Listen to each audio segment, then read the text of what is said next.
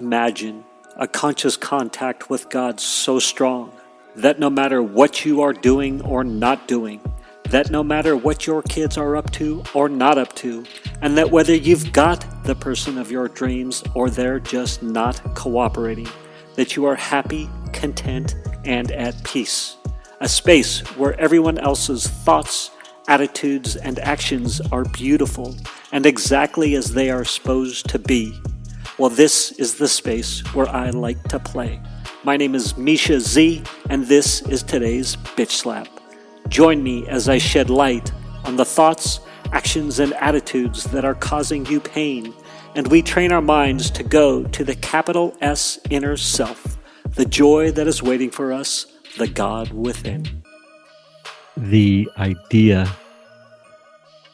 thought that keeps coming to me is don't let up on my spiritual routines to make time to finish the other stuff. So don't let up on my spiritual routines to make time to finish the other stuff. The other stuff being the summit, things like that. And I think, so two things around that. What is the spiritual? What is the spiritual routine? Wake up, pray, meditate for an hour. For me, it's an hour right now. I don't know why. It's what I'm doing. I believe some people meditate more.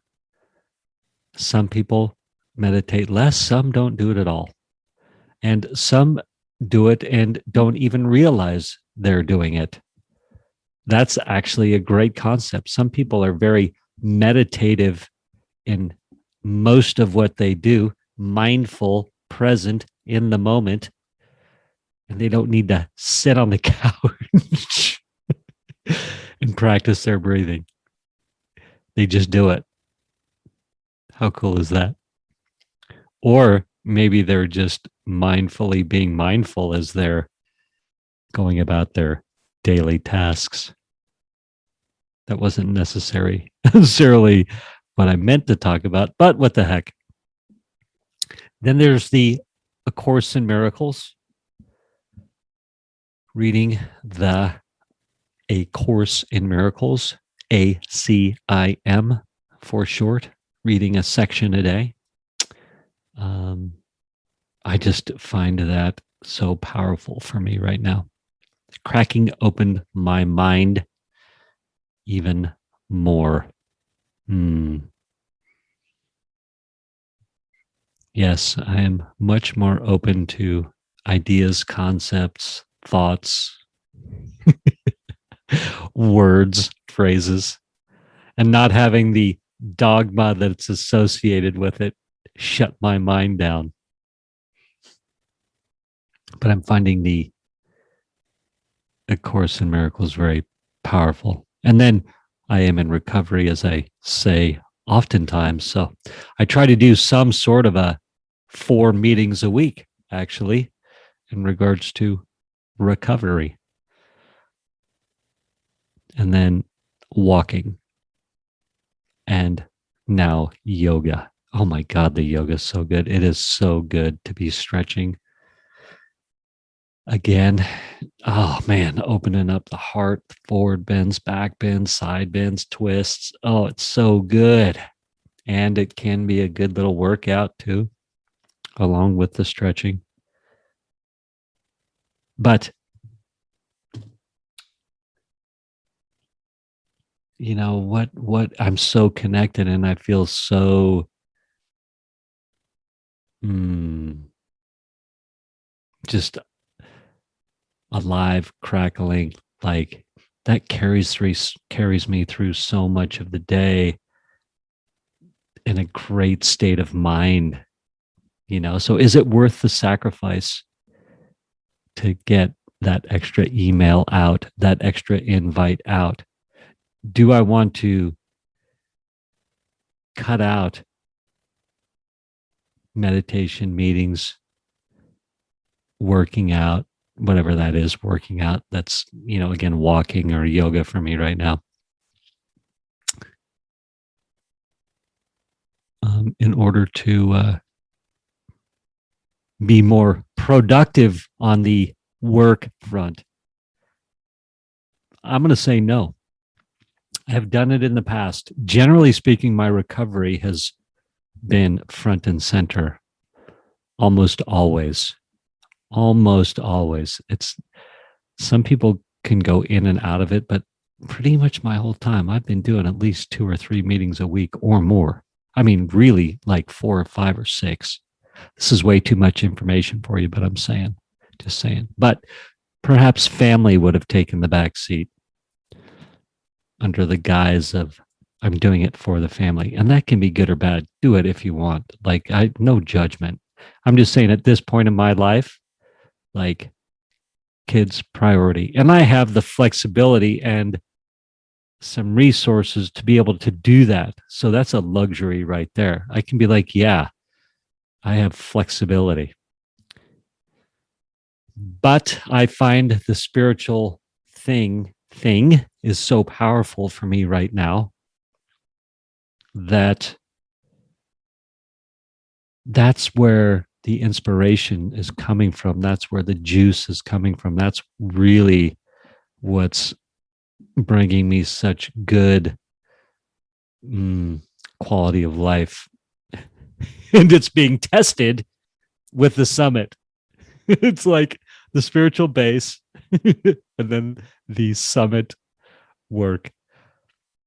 I was going to do an episode and I won't do, maybe I will do it here in a second, but tell you what the summit is, because I don't think I've ever really been like, hey, this is an episode about what a summit is, and this is what my summit's about. And I think I've been dancing around it, not on purpose, but maybe not specifically giving, specific details. Is that a misnomer? I need to look that up. Misnomer. It's probably misnomer, not a misnomer. Anyway, holy mackerel. So not having clarity on what my summit is. So yes, indeed, tools for a good life summit, from the scientific to the metaphysic, and from the ancient to the modern, tools, methods, and something else to, I can't remember what the three words are, but methods, procedures, and some, I don't know. You'd think I'd be more prepared. But anyway, now that I really, I am actively going after speakers, they are committing. I am systemizing the process to get this thing done, to execute. I'm like, yeah, I guess I could tell you what a summit is, and now what my summit is about. But I'll save that for another episode.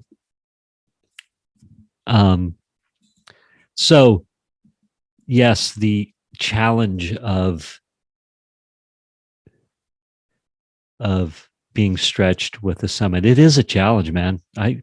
Some people get them done, crank them out quick.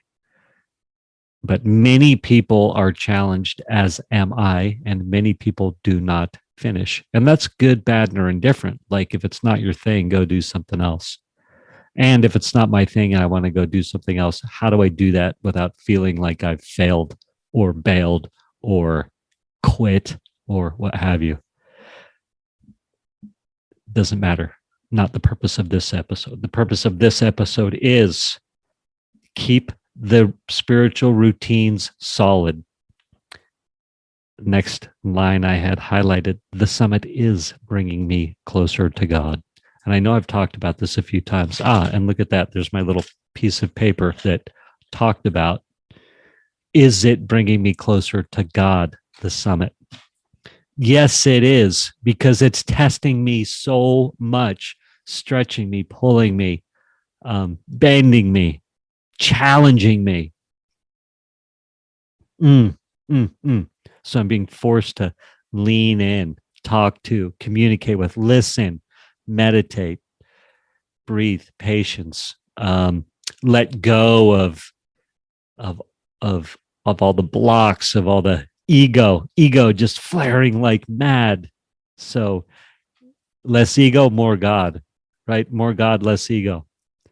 So yes, indeed, so good. Um,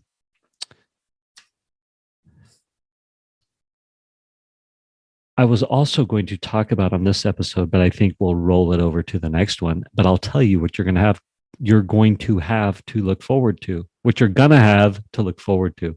That sentence sounds wonky. What you get to look forward to. There we go. Uh, a little Wayland story. He came over and ate some leftovers. So funny. And then I had talked about a girl that I'd crossed paths with. So I'll give you an update there. That's what I've got for you. Love to all. Keep the spiritual work strong, because that's what's keeping me in the moment and keeping me present and crackly.